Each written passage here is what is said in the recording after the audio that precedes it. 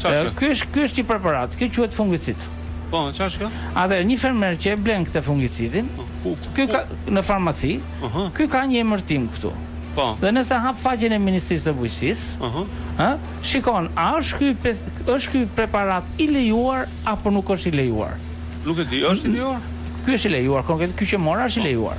Atëherë, nëse është i lejuar, e ke kaluar atë pjesën e parë. Që do të thotë që ti po përdor një preparat të lejuar nga Bashkimi Evropian. Po.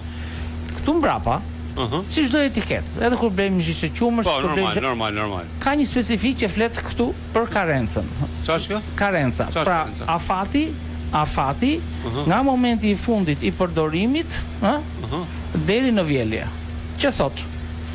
Për domatën thot dhe kastravecin 3 ditë. Do thot, nga momenti që ti e ke përdor këtë, duhet 3 ditë të mos vjelish, sepse nuk ka kaluar nga fruti. Në gjethe, në kërcel, në rrënjë, në tokë, nuk ka kaluar preparati, në mënyrë që t'jetë pambetje. Kuptoj. Ndërkohë thot për produktet e tjera, thot nga 7 deri në 14 ditë dhe i specifikon. Atëherë, e bën fermeri këtë punë? Po. Ky është problemi që fermeri shpeshherë nuk e bën. Vjen një çmim i mirë në treg, merr e vjel. Sa kushton kjo?